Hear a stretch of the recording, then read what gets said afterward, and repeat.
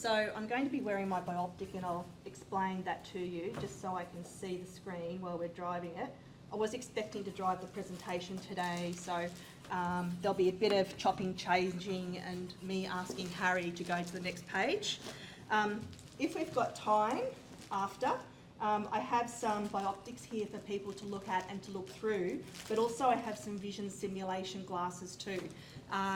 Being an orientation mobility specialist, it's something that we do. I also have a long cane, so I can talk about that kind of area as well. Okay. All right, so as David said, I'm here to talk about my observations from the Churchill Fellowship that I did in 2022. There we go, thank you. But I'm also here to talk about my experience as a bioptic driver, low vision bioptic driver. So I worked in the public service for 20 years. I'm now working for Vision Australia in allied health, orientation, mobility, and in the new year I'll be taking up an internship, a co-CEO internship with Guide Dogs New South Wales, and that was offered to me through the Disability Leadership Institute. And my goal is to be developing processes for low vision and bioptic driving and to facilitate that in Australia as what we see overseas. Okay, so next slide, please. They're my contact details. And David, I hope that this presentation will be available for people to click on the links and have a look at. My goal here today is just to provide you with general information and overview for you to have a look at the detail later on, because there's just so much information out there. The Churchill Trust Australia offers Churchill fellowships to people who have a passion and a motivation of a subject matter. It doesn't matter, it can be any sort of subject matter. So while I'm delivering my presentation, have a think about something that you might be really involved with, whether it's a side hustle or a hobby or something that you're doing as a profession, and whether you'd like to apply for a Churchill Fellowship. I would be very happy to support anyone through that application process. They're generally around March each year. Next slide. I'm also a member of the Disability Leadership Institute.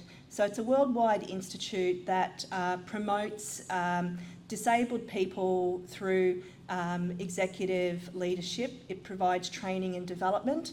So if you know anybody with any sort of disability who you think would be someone you'd like to provide some support, you can refer them to the Disability Leadership Institute. Next.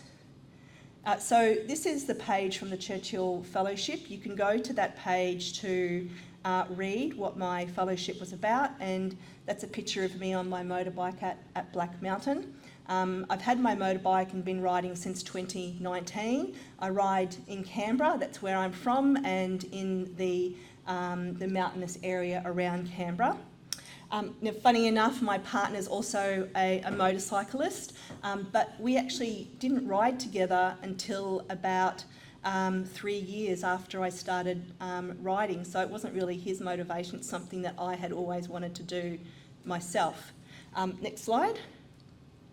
So I've been a bioptic driver for 8 years. When I first started driving, it was scary. I didn't know whether I would be able to drive.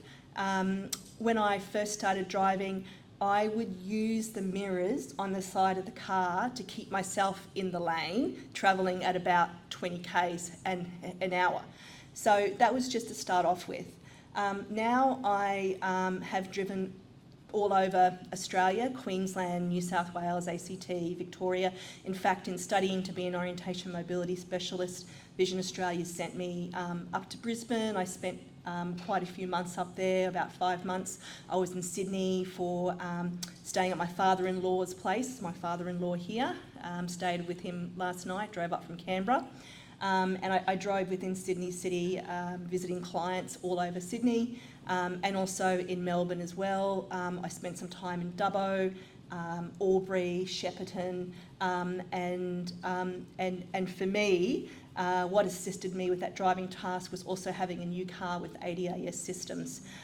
So I will play this, I'll ask Harry to play this video, and this is a video from an automotive journalist friend of mine in Melbourne when I was in Melbourne, and it'll just give you a brief indication about the bioptic driving topic just from a layman's perspective. So, do you have low or impaired vision and are finding it difficult or impossible to get a driver's licence?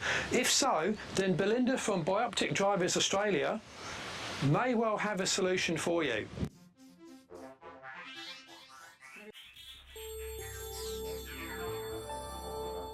So Belinda, when we talk about low vision or impaired vision drivers, what does that actually mean in this context? What it means is somebody who has a complete ability to see their whole field of view, so nothing wrong with their periphery, no blotches in their field of view, but they have the reduced ability to be able to resolve detail, whether it's in the distance, whether it is right in front of them, or a combination of both.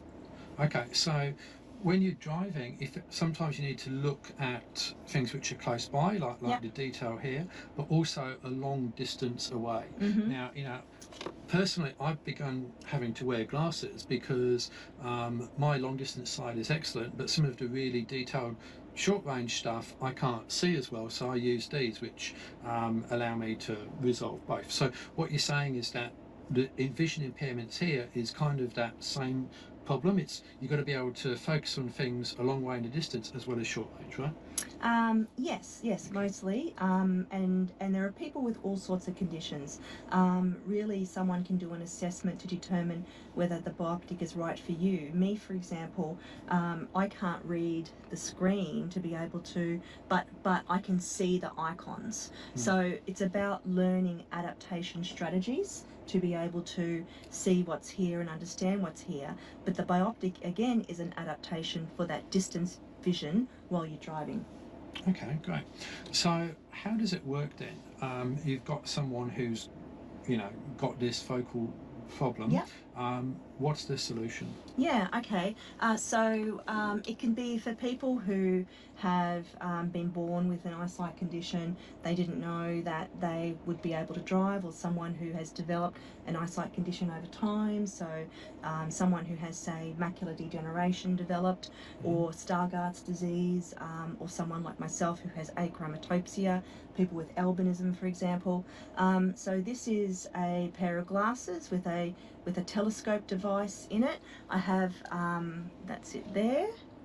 Okay. I have another one here that also has a telescope device. This is just a different type of telescope. This one's a Caleprin telescope, and this one's a Galilean. Yep.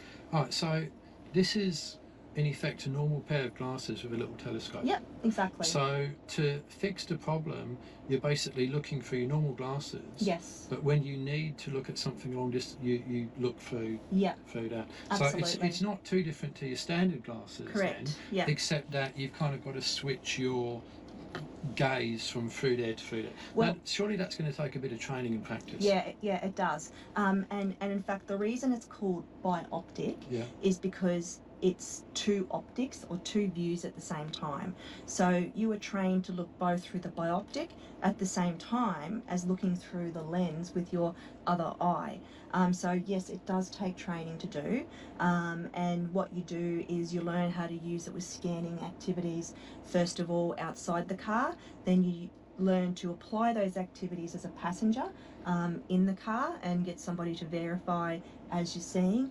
And as you become more competent, you then have the ability to then do it in car for rehabilitation for someone who used to drive and is now learning to drive a different way, for people who have reduced acuity, and then for people who are born with an eyesight condition to drive for the first time, that's habilitation. Can I try it? Yeah, of course, go for it. Right, so, and then there's this one here as well. All right, so I'm looking through, so that's fairly normal. Now I'm looking. And you can adjust it as well. Okay. Like most of them do have the it's like a little ability to it's adjust. like a little telescope. Yes. Yeah, it's like just like a little telescope. That's got a smaller field of view. Yeah, it is pretty small. Than what this one does. Yeah. Yeah. So I'm looking at that U over there, and it's zoomed in.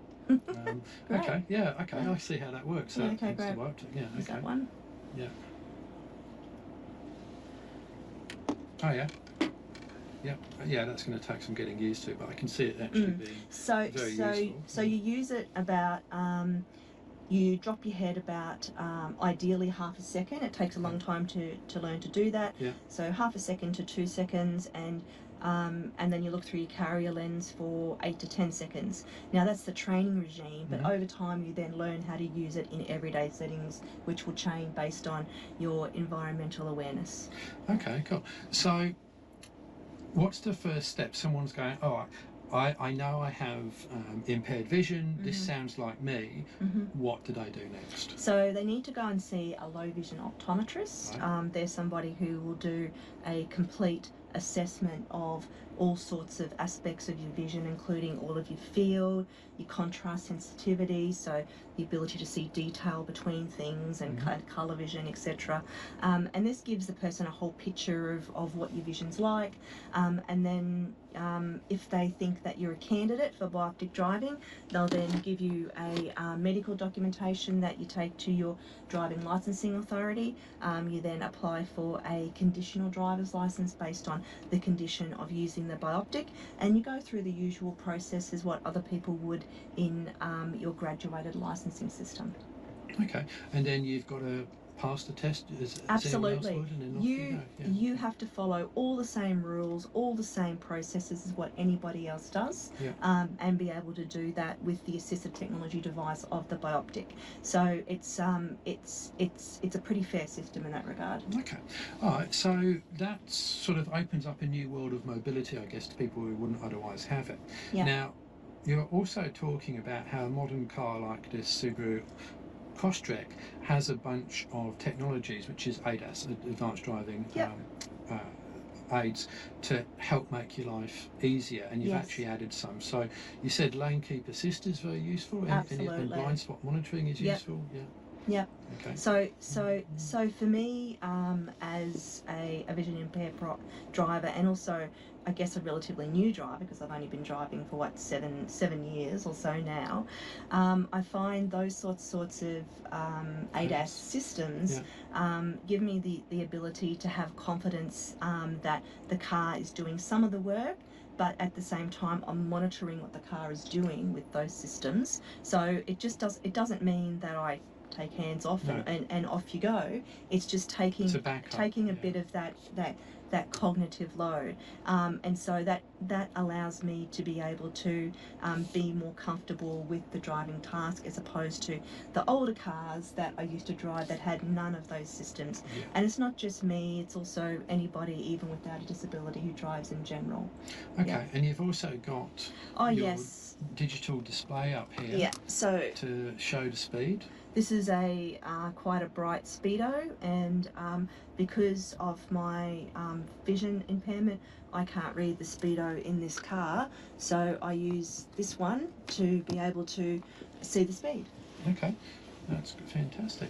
All right, and that can actually work as a heads-up display as well. It can. You can lie it flat and then turn it around and put a cellophane foil on the top there, and it can be a heads-up display. But I much prefer it this way. Okay, great.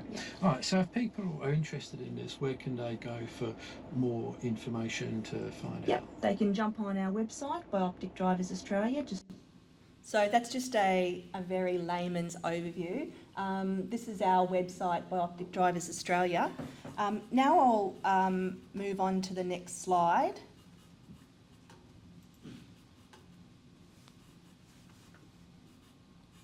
Okay. So I'll talk here just about the Australian settings at the moment.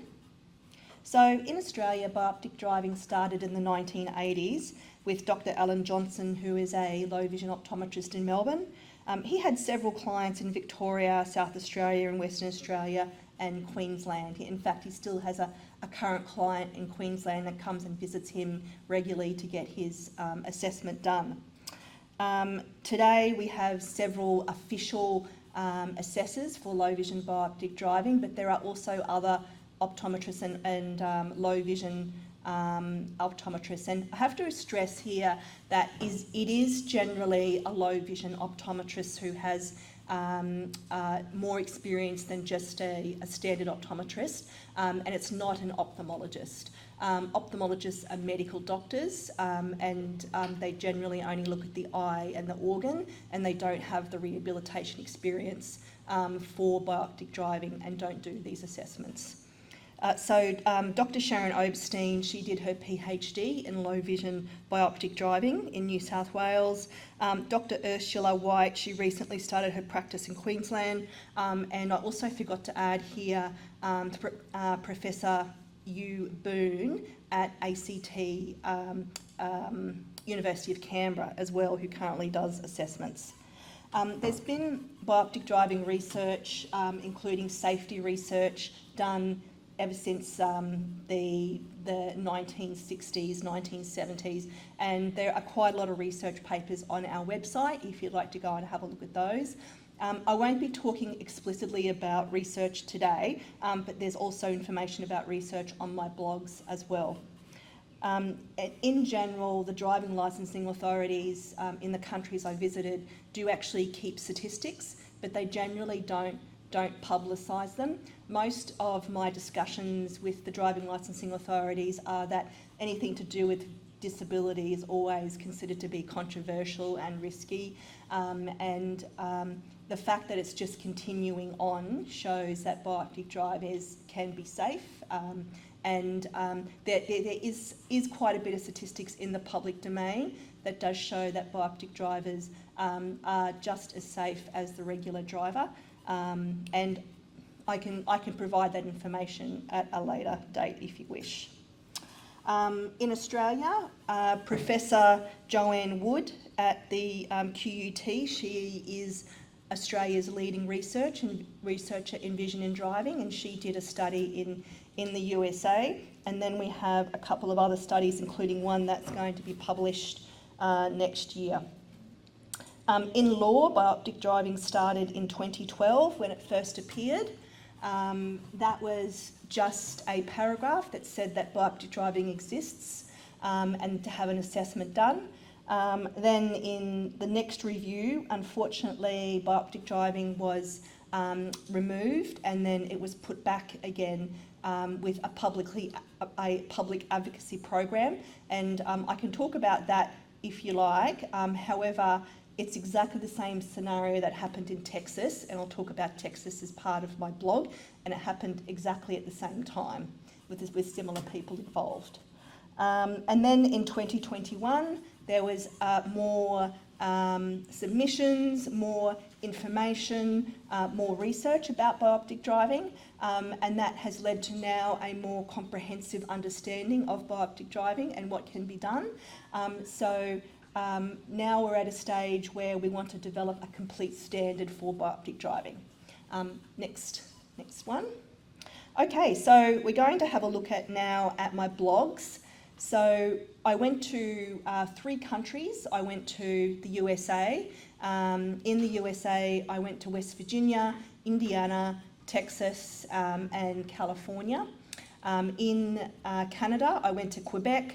And then in Europe, I went to the Netherlands. Now, the reason I went to these places is because they have formal bioptic driving programs, and what that means is that the governments fund these programs, or they're funded through insurance schemes. There are connected multidisciplinary programs. So that means that there is a low vision optometrist who then refers to an orientation mobility specialist, or a driver trainer, or an occupational therapy driving instructor, and then also connection with the driver themselves and the parents and the driving licensing authority. And they all come together as a team to support the driver so that they can move through the graduated licensing system. Now, most bioptic drivers, they have conditions on their licences that include, generally to start off with, no night driving. They generally have a condition that is a small kilometre radius from their home, and that can be lifted over time based on the experience of the driver and extra training. So that's just the general theme about what happens, but how it's done is quite different in each country. Some of my observations across both Canada and the USA are quite similar in the sense of what some of the barriers were for developing bioptic driving programs and some of the success factors. But in the Netherlands, it was actually quite different in the sense that that allowed for comprehensive research and studies to be done, and then the program was supported by the state driving authority and is run through them. But I'll talk about that a bit later as well. So we'll just get on to the Montreal one first, which you can see that picture of Harry.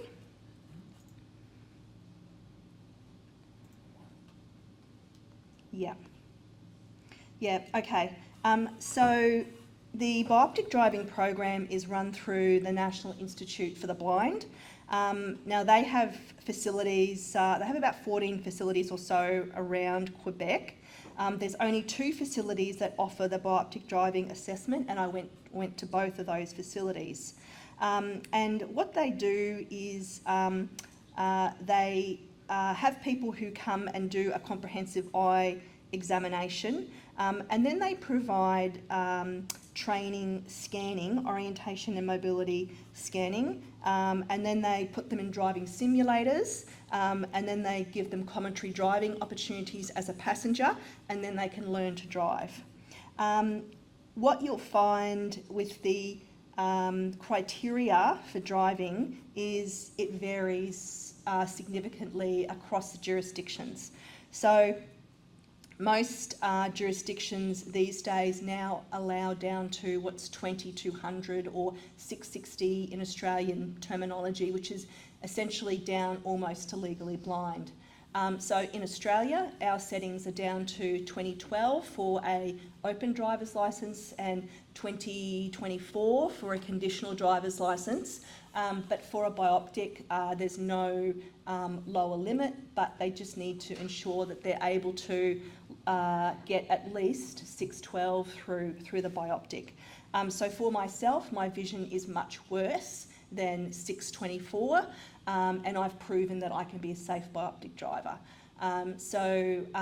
Yes, when I was a P plater and a L plater, I did get speeding and traffic light infringements, but since being an open driving licence holder, I have not had one, and that's been, I think, 5 years now.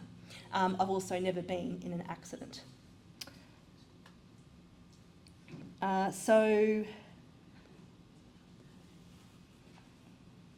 I talked already about the multidisciplinary team, and what we'll do now, if you just keep going down the page. Sorry, I thought I would be driving this, so I'm using mine at the same time. So the Driving Licensing Authority, they have their processes in-house for how they do the assessment for the bioptic drivers. There is quite a bit of media on my blog that you can go back and have a look at more detail. So what happens is the Driving Licensing Authority does the final assessment in Quebec. And so the client is on their own to demonstrate that they can meet all of the criteria for having a driving licence, and their test is also longer than what it is for the standard driver. And you'll find that actually for quite a few of the US programs as well. We keep going down. Yes, and I talked a bit about orientation and mobility, but we'll move to the other Quebec blog and we can see that there. This one. Yes, so the driving simulator blog. Just getting on that one myself. So if we just go down the page a bit. Okay, we'll just stop there. So this gentleman is an orientation and mobility specialist, and what he is showing here is a driving scene.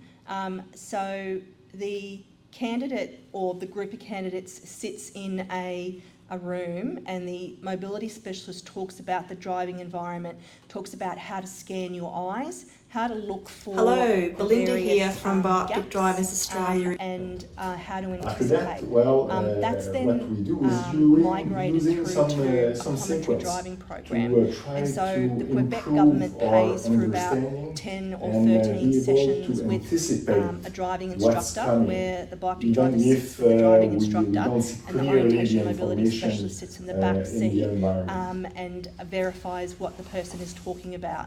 And so that then gives the person an opportunity to go from classroom to practicing in car. When the orientation mobility specialist is satisfied that the person can do commentary driving and identify things in the environment, they can then move to driving in a car, but they also use a driving simulator. But if we keep going down, I think the driving simulator should be on this one as well. Yep, there we go. So the driving simulator, 2 screens in front and screens representing the mirrors as well.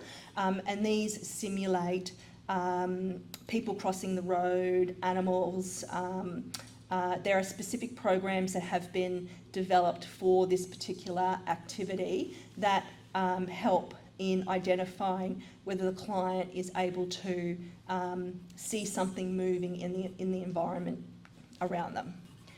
So we'll just keep moving down. And not everyone gets to progress through the whole program. People might be going through and then say to themselves, this is just not for me, and that's okay. But because these services are highly sought after, there is a comprehensive psychological assessment done beforehand as well, and a capacity assessment.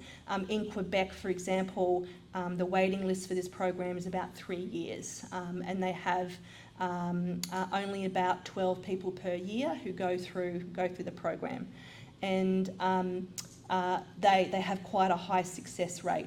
And what the Driving Licensing Authority has said is that those who go through this program come out as better drivers than what the average licensed driver is. So that's the Quebec one. If we move now to, we'll just move down. I did go for a drive with 2 of the students. So most of the students that they have a condition called albinism. So these are generally people who don't have pigmentation in their skin, and you'll see they have the white hair, the white skin, and generally because of that lack of melanin means that the pigmentation isn't in their eyes as well, and that's what creates the reduced vision. So in Quebec too, their program only currently allows for people who are born with their condition or who have a static eyesight condition. That's very different to other places around the world. Other places around the world allow for people with progressive conditions, and then they implement behind the scene programs for reassessments as well. So we'll just keep moving down. So I'd encourage you to go through my blog and have a look at the different media and interviews that I've done. Keep going down. And unfortunately, when I came back from the overseas fellowship, I went straight into my postgraduate studies and also had some health issues. So I haven't completely finished it yet, but hopefully at the end of this year it'll be finished. And my Churchill fellowship report hopefully will be finished by the end of this year, and that will be much more detail with the evidence base behind that. The blog allows for more of that casual discussion. We'll move on to the next blog. Yes, okay. So this is Jean-Paul, who was the creator of the Bioptic driving program in Quebec, and we'll just talk briefly about the history. So Bioptic driving started in Quebec around the 1970s. He studied with Dr. Feinblum, who was the inventor of the Galilean telescope. Then that was used by a client. He said, I've got this telescope on glasses. I want you to just go and walk around your home, see if it'll help with your vision. So he went and did that. The client then came back to the office and said, oh, it's fantastic. It's allowed me to do all these things that I haven't been able to do previously, and I can drive again. He originally didn't have that intention for that, but then after having that client use it for driving, he was then able to develop systems for using it for driving, and that's how bioptic driving started. So that was way earlier in, I think, it might have been the 1950s or 60s or so. So this gentleman studied with that person. He developed low vision services in Quebec, and he was having quite a few clients who were doing the program. And then I think in the 1970s or so, the Driving Licensing Authority started to question. And then the program was shut down. So they then had a meeting with the John Paul and a couple of the bioptic drivers, with the chief medical examiner, and the meeting was going fantastic. And then the bioptic drivers were asked to answer some questions and fill out some paperwork. So the bioptic drivers pulled out their magnifiers and their bioptic, and looked at things quite closely. And then all of a sudden the meeting stopped, and then they had to leave, and that was it. So I guess what I'm saying here is that when it comes to vision, there's a whole lot of perception out there just by observation, and it doesn't need to be like that. So after that, there were several other meetings, more processes put in place, and those bioptic drivers continued over time, and then the program was developed, and it's what we see today. Next block.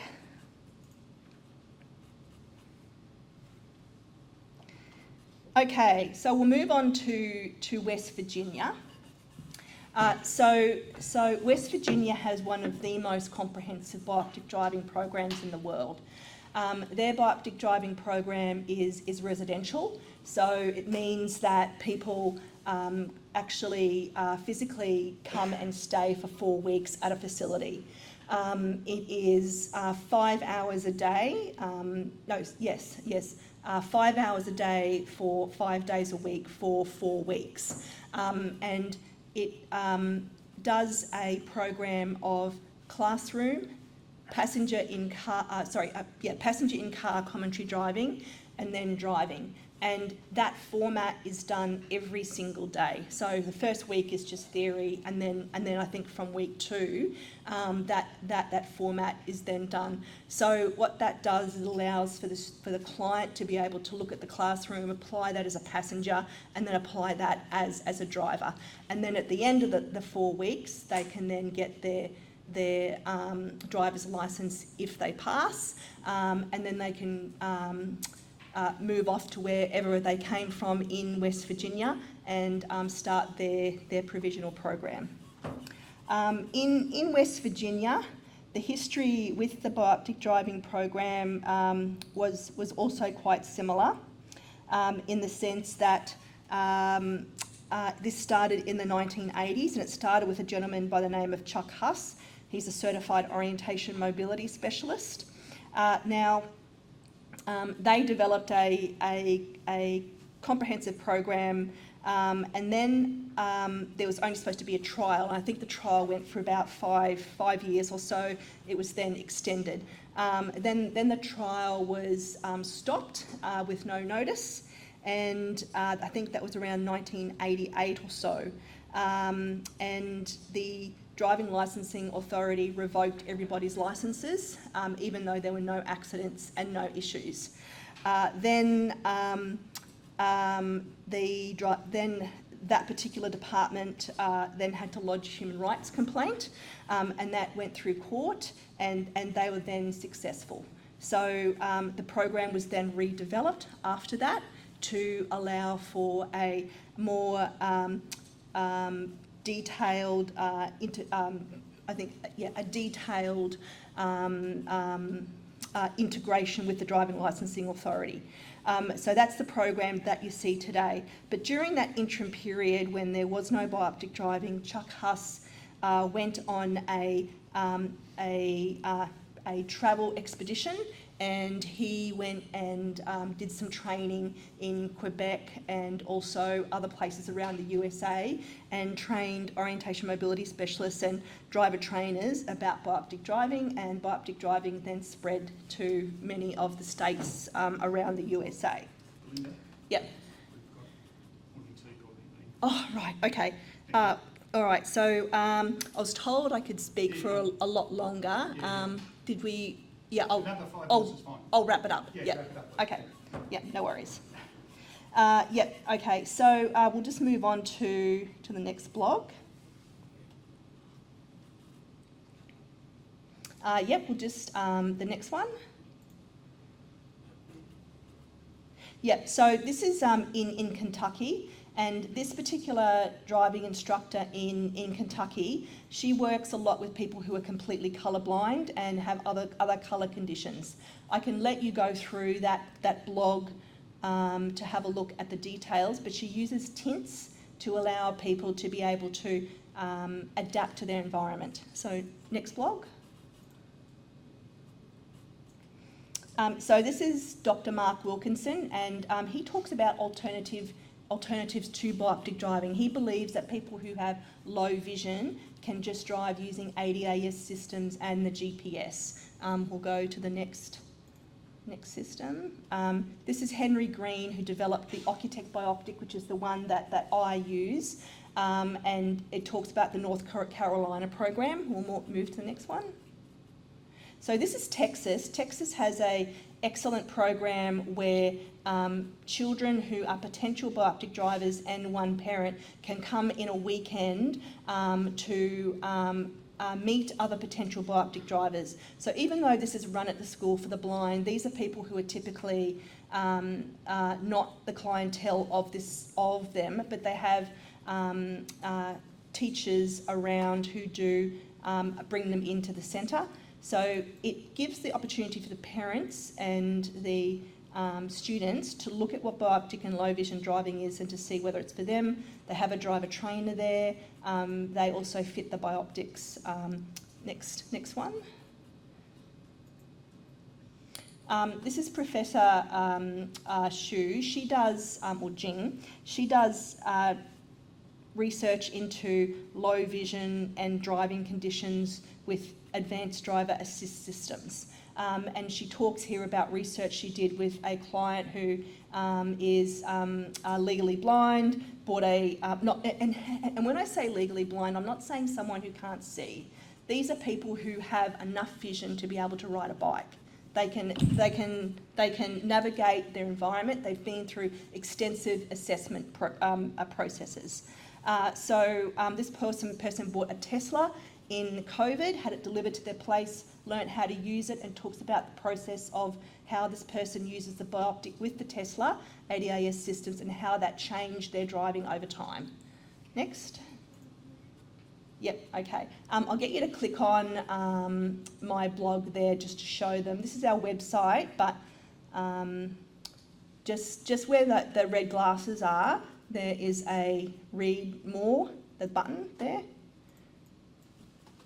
So this is my blog, Australian Bioptic Driver. It talks about my journey as a bioptic driver, including getting my motorbike licence. Also talks about becoming a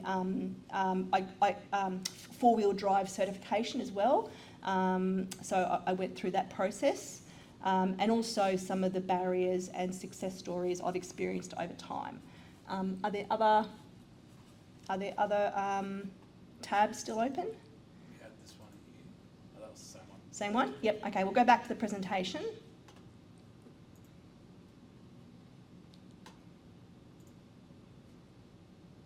Okay, so there are papers on our website that are that have been developed by Chuck Huss that are about developing low vision programs. We'll go to the next slide. And this is a report that was done by PricewaterhouseCoopers. It was a pro bono report for Bioptic Drivers Australia. It was pro bono to the value of about $60,000. It's a whole presentation which I'm happy to share with people, and it describes how to introduce a bioptic driving and low vision framework in Australia. It talks about the assessment process, commentary driving. It talks about what a multidisciplinary team needs to look like, and also how the Driving Licensing Authority is involved, and what the conditions are for the client, and how that whole circular process moves around. Next slide. Yep. So we've come to the end of my presentation, and I've got there a picture of myself and my twin sister. My twin sister, she only started driving about a year ago. So, you know, people's journeys are different. Someone might be eligible to drive, but they might choose not to drive. We also have a video here of Australia's first bioptic driving demonstration day that was done at Wakefield Park a few years ago. So lots of resources there, and I'll just end the talking part of my presentation and want to open the floor for questions. Do you drive at night? Yep, absolutely. Yep. So driving at night is very, very different to driving during the day, as you're aware. When I drive at night, I mainly only drive in familiar areas. I try not to drive in rural areas at sunset, sunrise, or at night. I modify my driving, not because of my vision, but because of the risk of animal strikes. Yeah. Another question here. You mentioned about legislation, I think 2015 or something, I think. Given that licensing is a state-based responsibility, has it been adopted in all states and territories in Australia? Yeah.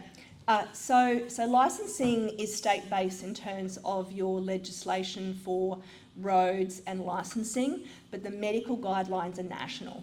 So the medical guidelines are called the Assessing Fitness to Drive Guidelines. They're owned by the National Transport Commission and Ausroads jointly.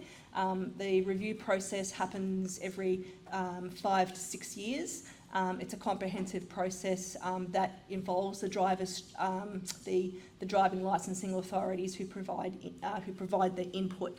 So each state and territory driving licensing authority has a provision within their act that says for anything to do with medical conditions, refer to that piece of legislation. So to answer your question, yes, bioptic driving is allowed everywhere. It's national. Sorry, I just had a quick question too. Yeah. Thank you for sharing your journey, by the way. Yep. You mentioned that you had some fines when you were on your L's. Yes. Why did that change when you became more?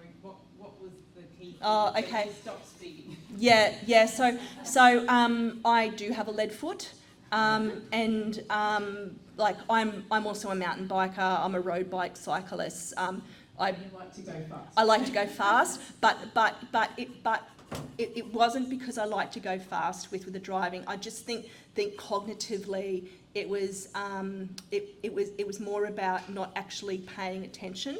So it wasn't about my vision. It was more about my intentions. And in fact, most of those are at this 40k zone that was only just introduced in the ACT when you drive through the city, and everybody got fined there. And so, yeah, anyway, most of them were there.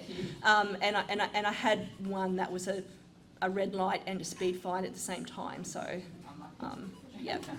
Yeah, and I also, it was more about my intention. So instead of stopping at the orange light, I would say, orange light, oh, quick, go through. And so it took a long time for me to say orange means stop when it's safe.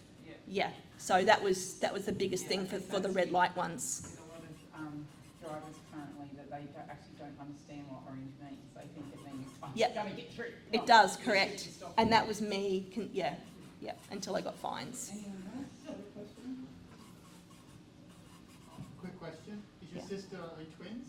Like identical? Yes, we are identical twins. So we're both born with a very rare condition called achromatopsia. So it essentially means we have no cones in our retina. I have absolutely no colour vision whatsoever. I have very poor acuity to see distance, hence why I need the bioptic. And I'm also extremely glare sensitive, so that's why I wear the red filters, and I also wear tinted contacts. So the red filters, if I wasn't wearing the red filters, I can't see red lights. It's not in my light spectrum. So even just riding my push bike on the road, which I have been doing my whole life, I didn't know or could even see the red brake lights until I started wearing red filters. So I had to learn to ride my bike on the road without knowing that or seeing that. That was my push bike. So now that I wear those red filters, I can see the red traffic lights like so far away, kilometres. And I drop into my scope, which only has a brown colour, and that allows me to see the green light because red cancels out green, and you don't see the green light with the red filter. But that's my very rare condition, and we have 4 people with my condition in the ACT driving at the moment. Yep. Any other questions? No? Did you plead innocent and get off the phone? No, I always fess up to my mistakes.